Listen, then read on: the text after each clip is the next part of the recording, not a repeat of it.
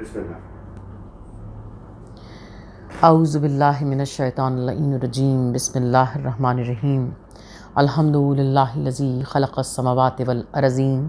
والصلاة والسلام علی اشرف الانبیاء والمرسلین وآلہ الطیبین الطاہرین المعصومین المظلومین،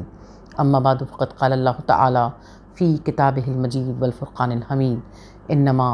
یرید اللہ لیذھب عنکم الرجس اہل البیت ویطہرکم تطہیرا۔ ناظرین اکرام، قائم ٹی وی کینیڈا کی ایام فاطمیہ کی خصوصی ٹرانسمیشن کے ساتھ میں ہوں ذاکرہ شہلا عباس۔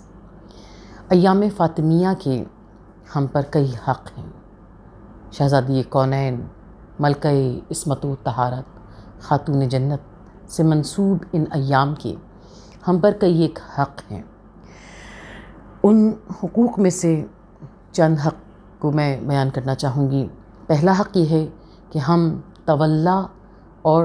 تبرہ کے معانی اور مطالب کو سمجھیں۔ دوسرا حق یہ ہے کہ ہم شہزادی کونین کی معرفت کو درک کرنے کی بھرپور کوشش کریں، اور تیسرا حق یہ ہے کہ ہم شہزادی کونین نے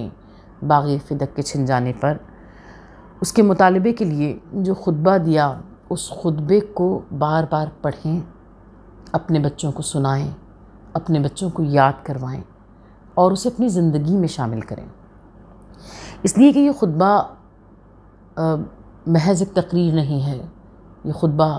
رسول خدا کی محنتوں کا، ان کی تعلیمات کا گویا کہ ایک نچوڑ ہے۔ جن تین حقوق کی بات میں نے کی، اس میں سب سے پہلی چیز کہ ہم تولا اور تبرہ کے معنی کو سمجھیں کہ شہزادی کونین سے محبت اور بی بی کے دشمنوں پر لعن اور اظہار براءت کیا ہے۔ شہزادی کونین بی بی فاطمہ زہرا سلام اللہ علیہا وہ ہیں کہ یہ زہرا کا ذکر رسول انعام ہے، روح سخن یہی جانے کلام ہے، فقر و غنا کا ان کے سبب احترام ہے، عصمت تو صرف چادر زہرا کا نام ہے، جو ان سے پھر گیا شہیدین کا نہیں رہا، اور اس در سے ہٹ کے کوئی کہیں کا نہیں رہا۔ پہلا حق کہ ہم تولا اور تبرہ کے معانی اور مطالب کو سمجھیں۔ پہلا حق یہ ہے کہ ہم تولا اور تبرہ کے معنی کو سمجھیں۔ اس میں ہم یہ دیکھتے ہیں کہ اللہ کے رسول کی حدیث ہے جسے مولا امام جعفر صادق علیہ السلام نے بیان کیا۔ آپ نے فرمایا کہ حضرت موسیٰ سے خدا نے سوال کیا کہ موسیٰ تم نے میرے لیے کیا کیا؟ حضرت موسیٰ نے خدا کی بارگاہ میں جواب دیا کہ پروردگار، میں نے نمازیں پڑھیں، میں نے روزے رکھے، میں نے تیرے احکامات کی تعمیل کی، جو کچھ تو نے کہا وہ میں نے کیا۔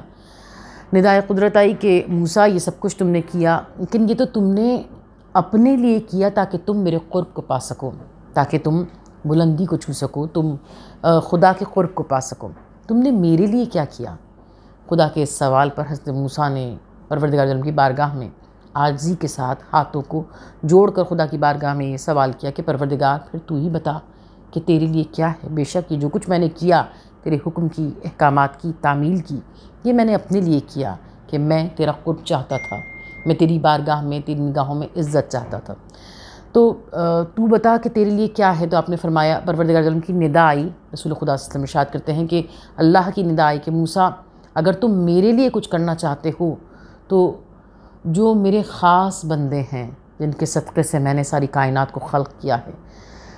ان سے محبت کرو، اور جن دشمنوں نے ان خاصان خدا کو ستایا، ان سے اظہار براءت کرو۔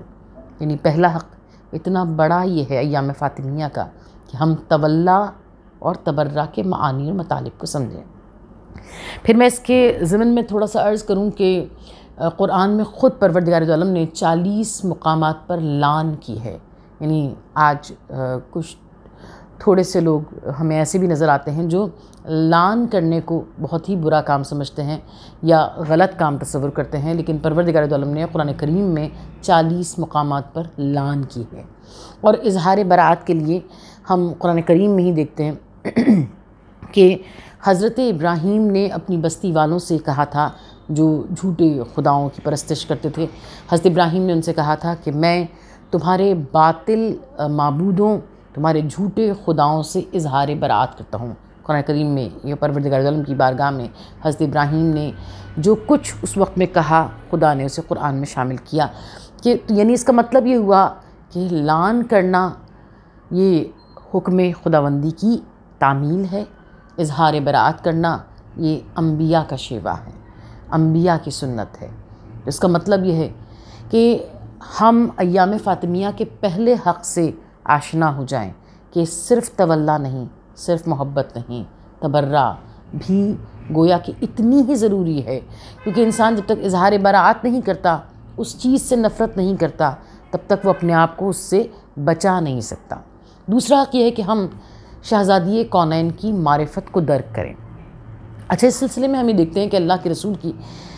حدیث بار بار کئی مقامات پہ نظر آتی ہے کہ تم فاطمہ کی معرفت کو درک نہیں کر سکتے۔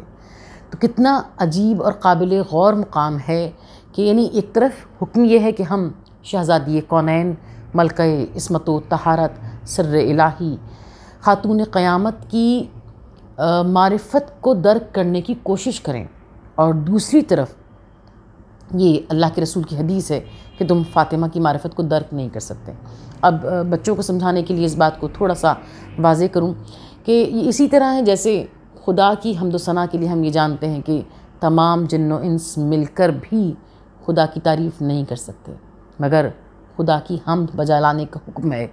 اور بار بار ہے اور ہمیشہ ہے، تاکہ انسان اللہ کی قربت کو پا سکے، اللہ کی خوشنودی کو پا سکے۔ اسی طرح یہ ہم اس سے سمجھ سکتے ہیں کہ شہزادی کا ایک نام بی بی کو لیلۃ القدر بھی کہا گیا، اور امام جعفر صادق علیہ السلام نے ارشاد کیا کہ میری دادی کا قرآنی نام قدر ہے، وہ لیل، وہ رات جسے 1000 مہینوں سے بلند کہا گیا، جس کے لیے قرآن کریم میں پروردگار عالم نے ارشاد کیا کہ وہ رات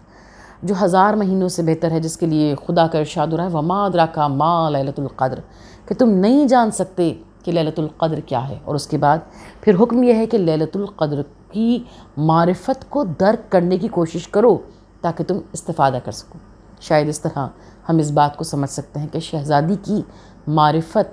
ہم سب پر کتنی لازم ہے۔ جب انسان معرفت کو حاصل کرنے کی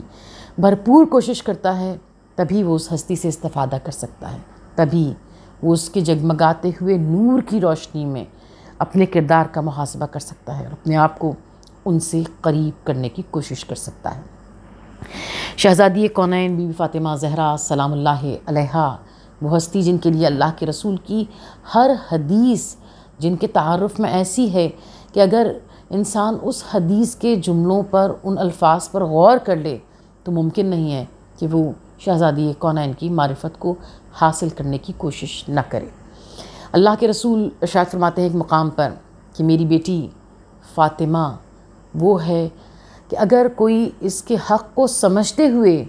ایک بار درود پڑھے تو اس پہ جنت واجب ہے۔ اللہ اکبر،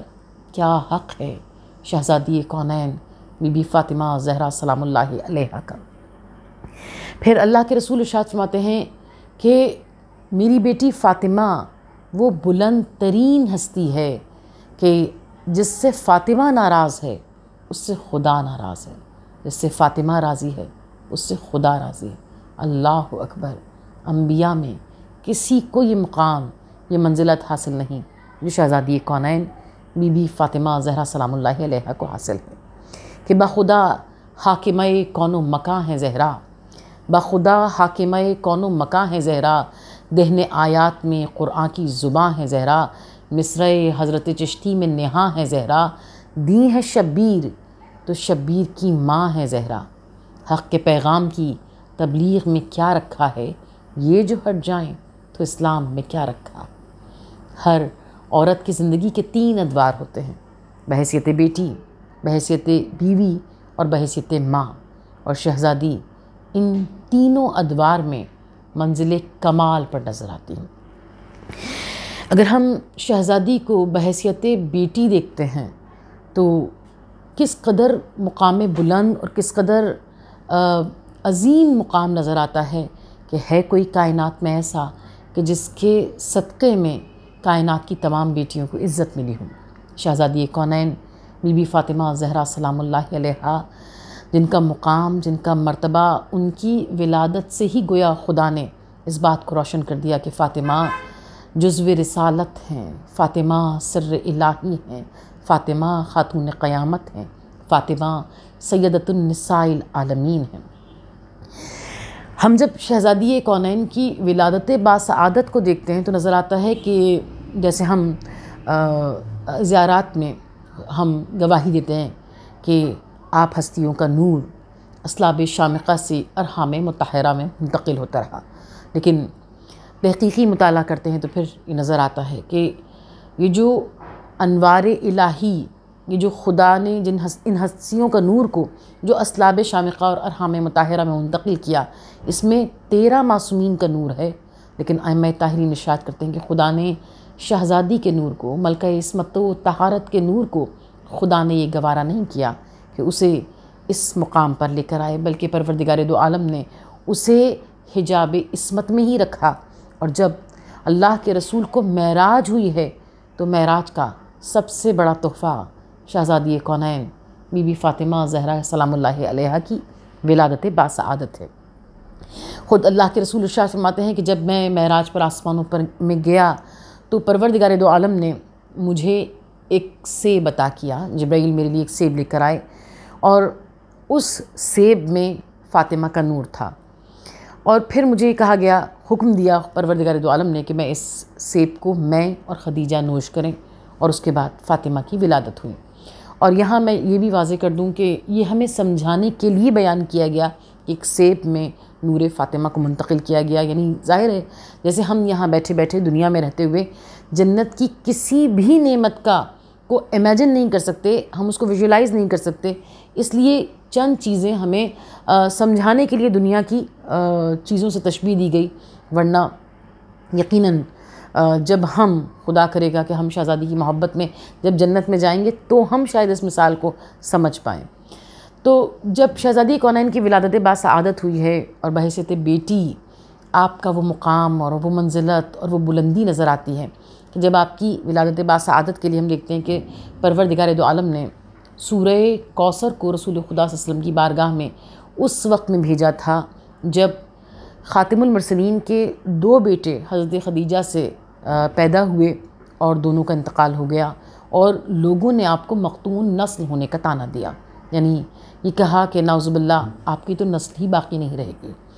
اور جس نے طعنہ دیا ہے اس کی تاریخ نے لکھا کہ اس کے 18 بچے ہیں، اور اللہ کے رسول نے ابھی اعلان نبوت کیا ہے، شہزادی کی ولادت باسعادت بعثت کے 5ویں سال میں ہے۔ تو جب آپ کے دونوں بیٹوں کی ولادت ہوئی ہے اور اس کے بعد ان دونوں بیٹوں کا انتقال ہوا ہے، اور اس کے بعد اس شخص نے طعنہ دیا ہے رسول خدا صلی اللہ علیہ وسلم کو، تو پروردگار دو عالم نے اس طعنے پر جو اللہ کے رسول کا دل مزمحل ہوا، جو حزن اللہ کے رسول پر چھایا، جو غم رسول خدا صلی اللہ علیہ وسلم کو اس وقت میں ہوا، خدا نے اس غم کو دور کرنے کے لیے سورہ کوثر کو نازل کیا کہ اے میرے حبیب، ہم نے تمہیں کوثر عطا کی۔ کوثر جس کے معنی یہ ہیں کہ ہم نے تمہیں خیر کثیر عطا کی، اور خیر کثیر یعنی جس کا مصداق شہزادی کونین بی بی فاطمہ زہرا سلام اللہ علیہ کی ذات اقدس ہے کہ ہاں اے زباں خاموش ادب کا ہے یہ مقام، ہاں اے زباں خاموش ادب کا ہے یہ مقام، کوثر سے منہ کو دھو لے تو لے فاطمہ کا نام، اے کلک اپنے سر کو جھکا دے باحترام، اے دل بجز درود نہ کرنا کچھ اہتمام، کاغذ پہ پہلے سورہ مریم کو دم کروں تب فاطمہ کی عصمت و عفت رقم کروں۔ شہزادی کونین کی ولادت باسعادت ہوئی۔ آپ سوچیے کہ جب ہم تاریخی اعتبار سے اس ولادت باسعادت کو دیکھتے ہیں تو دیکھیے کہ اس وقت میں کتنا تاریک ترین ماحول تھا۔ جب کسی کے ہاں بیٹی کی ولادت ہوتی ہے تو باپ شرم سے اپنے منہ پر کالک مل لیا کرتا ہے۔ قرآن کریم اس کو بارہا بیان کرتا ہے کہ جب وہ لوگ اتنے پست ترین لوگ ہیں جہاں کائنات کے سب سے بڑے معلم کو پروردگار دو عالم نے مبعوث کیا ہے، وہ اتنی پستی میں، اتنی تاریکی میں ہیں، اتنی اس ذہنی پستی کے شکار ہیں کہ جب بیٹی پیدا ہوتی ہے تو باپ بہتر سمجھتا ہے کہ اسے زندہ دفن کر دیا جائے۔ اور ایسے مقام پر جب شہزادی کونین کی ولادت باسعادت ہوئی ہے اور رسول خدا کا چہرہ کھلا ہوا ہے، اور لوگ حیران ہیں کہ اللہ کے رسول بیٹی کی ولادت پر اتنے خوش ہیں، اور آپ ارشاد فرماتے ہیں کہ ہر باپ کے لیے بیٹی رحمت ہے، مگر میرے لیے تو سوچو کہ فاطمہ میرے لیے رحمت ہے، رحمت للعالمین کے لیے رحمت ہے۔ فاطمہ کتنی بڑی رحمت بن کر آئی ہیں کہ رحمت للعالمین کے لیے رحمت ہے۔ اور شہزادی کونین کی ولادت باسعادت سے ہی ہم یہ دیکھتے ہیں کہ پھر ہمیں بی بی کے صدقے میں تمام بیٹیوں کو عزت عطا ہوئی۔ پروردگار دو عالم نے شہزادی کونین کے صدقے سے، فاطمہ زہرا کے صدقے سے، سیدۃ النساء العالمین کے صدقے سے کائنات کی عورتوں کو عزت عطا کی۔ اور پھر اللہ کے رسول کو ہم یہ دیکھتے ہیں کہ جب حضرت خدیجہ کی وفات ہوئی ہے، جو شہزادی کا سن و سال اس وقت فقط 5 سال کا ہے، عالم کم سنی سے بی بی نے وہ مصائب دیکھے ہیں کہ آج جب ہم 1400 سال کے بعد ان مصائب کو پڑھتے ہیں تو ہمارا دل تھرا کر رہ جاتا ہے۔ شیب ابو طالب میں شہزادی نے دیکھا، شیب ابو طالب کے 3 سال شہزادی کونین نے دیکھے، اور شیب ابو طالب اتنا سخت ترین وقت تھا کہ سوچئے کہ وہ حضرت خدیجہ جن کے لیے کہا جاتا تھا کہ ان کے نوکر اور غلام جو کمر پر کمر بند باندھا جاتا ہے وہ سونے کا ہوا کرتا تھا، ان غلاموں اور کنیزوں کا، یہ ملکۃ العرب کی دولت کا جاہ و حشم کا حال تھا۔ اور حضرت خدیجہ کے لیے یہ بھی کہا جاتا ہے کہ جب آپ کا مال تجارت اتنا ہوا کرتا تھا کہ جب ایک اونٹ یمن میں داخل ہو رہا ہوتا تھا تو اونٹوں کی وہ قطار جو گھر سے نکلی ہے، جو قافلہ نکلا ہے، پہلا اونٹ یمن میں داخل ہو رہا ہوتا تھا اور آخری اونٹ یہاں سے چل رہا ہوتا تھا۔ یہ آپ کی حضرت خدیجہ کی ملکۃ العرب کی دولت کا جاہ و حشم تھا۔ اور اس دولت کے بعد شیب ابو طالب کی مصائب، شیب ابو طالب میں تاریخ نے لکھا کہ بی بی فاطمہ زہرا سلام اللہ علیہا نے اپنی کمسنی میں، ملکۃ العرب کی بیٹی نے، سردار انبیاء کی بیٹی نے یہ قیامتیں دیکھیں کہ کبھی پتوں کو ابال کر پیا جا رہا ہے، کبھی ایک مشک پانی کے لیے ایک سونے کا سکہ دیا جاتا ہے تو ایک مشک پانی لیا جاتا ہے۔ اور شیب ابو طالب میں تقریباً 80 لوگ ہیں جو رسول خدا صلی اللہ علیہ وسلم کے ساتھ ساتھ ہیں، جنہیں حضرت ابو طالب نے اپنی گھاٹی میں جو شیب ابو طالب ہے اس میں رکھا ہوا ہے، تو ان کے کھانے اور پینے کا انتظام کرنا ہوتا ہے۔ مقاطع قریش ہوا ہوا ہے، یعنی بائیکاٹ ہوا ہوا ہے۔ تو ایسے عالم میں شہزادی نے اتنے سخت ترین مصائب دیکھے، اور ان مصائب کے بعد جب شہزادی نے اپنی ماں کی وفات دیکھی ہے تو تاریخ نے لکھا کہ عالم کمسنی میں شہزادی نے اتنی بڑی قیامت کے مصائب دیکھے، اور خصوصاً جب ماں کی وفات دیکھی تو آپ بالکل خاموش ہو گئیں۔ اور اللہ کے رسول جب فاطمہ زہرا کو غمگین دیکھتے ہیں تو انتہائی پریشان ہو جاتے ہیں، اور یقیناً وہ خلاق دو جہاں کہ جس نے ساری کائنات کو محمد اور آل محمد کے صدقے میں خلق کیا ہے، اسے یہ گوارا نہیں کہ محمد آزردہ ہوں، اور محمد اس لیے آزردہ ہیں کیونکہ فاطمہ زہرا آزردہ ہیں۔ لہٰذا پروردگار دو عالم نے حضرت جبرائیل امین کے ذریعے شہزادی کونین کو سلام بھیجا، اور اللہ اکبر، شہزادی کا علم کس منزل کمال پر ہے کہ ہے کوئی کائنات میں جو خدا کے سلام کا جواب اس طرح سے دے کہ جیسے شہزادی کونین نے دیا۔ خدا نے اپنا سلام کہلوایا، اور بی بی نے کہا کہ وہ پروردگار خود ہی سلام ہے، وہ حیات کا بخشنے والا، اور ہم سب اسی کی طرف رجوع کرنے والے ہیں۔ اور تب سے جب بی بی کو خدا نے سلام پیش کیا، تب سے شہزادی کا حزن و ملال دور ہوا۔ پھر ہم شہزادی کو بحیثیت بیٹی ایسے عظیم مقامات پہ دیکھتے ہیں کہ شہزادی جو بالکل ابتدائی وقت ہے اسلام کا، جو سخت ترین وقت ہے اسلام کا، یعنی اس کی سختی کو سمجھنا مقصود ہو تو ہم یہ کہہ سکتے ہیں کہ حضرت عمار یاسر کے والد جو ہیں وہ اول شہیدوں میں سے ہیں اسلام کے، اور انہیں اس طرح سے شہید کیا گیا تھا کہ حضرت عمار یاسر کے والد کو کہ ان کا ایک پیر ایک اونٹ میں اور دوسرا پیر دوسرے اونٹ میں باندھا گیا تھا، اور دونوں اونٹوں کو مختلف سمتوں میں ہنکایا گیا تھا، اور ان کا بدن پھٹ گیا تھا۔ اتنے سخت ترین مصائب میں اگر اللہ کے رسول کے دل کو کوئی قرار عطا کرتا ہے، اللہ کے رسول کے دل کا حزن اور ملال کوئی دور کرتا ہے تو وہ شہزادی کونین بی بی فاطمہ زہرا سلام اللہ علیہ اور رسول خدا آپ کی ایسے تعظیم کرتے ہیں. یعنی یہ تو دنیا نے دیکھا اس وقت میں جب دین اسلام پھیل گیا، جب آپ مسجد نبوی میں ہوتے ہیں، اس وقت میں زمانے نے دیکھا کہ رسول خدا صلی اللہ علیہ وسلم کے چہرے پر اگر حسن و ملال ہوتا ہے تو صرف مکتب تشیع کی کتابوں میں نہیں، اہل سنت کے راویوں نے لکھا کہ جب جب رسول خدا صلی اللہ علیہ وسلم کے چہرے پر ہم نے حزن و ملال دیکھا تو اصحاب نے آپس میں کہا کہ شہزادی کونین بی بی فاطمہ زہرا سلام اللہ علیہ کو بلایا جائے تاکہ رسول کا حزن و ملال دور ہو جائے. اور دنیا نے دیکھا کہ جب شہزادی کونین تشریف لاتی ہیں تو اللہ کے رسول مسجد نبوی کبھی تھوڑے اصحاب ہیں اور کبھی اصحاب سے بھری ہوئی ہے، مگر دنیا نے دیکھا کہ یہاں شہزادی تشریف لاتی ہیں، وہاں رسول خدا صلی اللہ علیہ وسلم اپنے مقام سے کھڑے ہو جاتے ہیں اور سیدہ کو کہیں اور نہیں بیٹھنے دیتے، بلکہ جہاں خود بیٹھے ہوتے ہیں وہاں اپنی عبا بچھاتے ہیں اور پھر سیدۃ النساء العالمین کو بٹھاتے ہیں. ہم نے اس بات کو بہت آسانی سے سن لیا، اور اگر کوئی بات بار بار سنی جاتی ہے تو شاید اس کا وہ اثر نہیں رہتا یا ہم اس کو اس طرح نہیں لیتے، لیکن جب ہم اس پر غور کرتے ہیں تو یہ نظر آتا ہے کہ اگر ایک محفل میں اللہ کے رسول اور تمام انبیاء موجود ہوں، اگر اسی مسجد نبوی میں اللہ کے رسول اور تمام انبیاء موجود ہوں تو سوچئے کہ اگر خدا کے رسول کھڑے ہو جائیں گے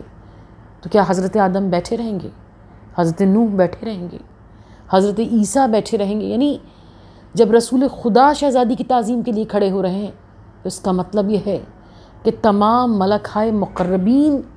شہزادی کونین کی تعظیم کے لیے کھڑے ہو رہے ہیں، تمام انبیاء شہزادی کونین کی تعظیم کے لیے کھڑے ہو رہے ہیں، اور اس وقت تک کھڑے ہیں جب تک شہزادی بیٹھ نہیں جاتی. جب بھی ہم رسول خدا کا شہزادی کونین کی اس طرح تعظیم کرنے کو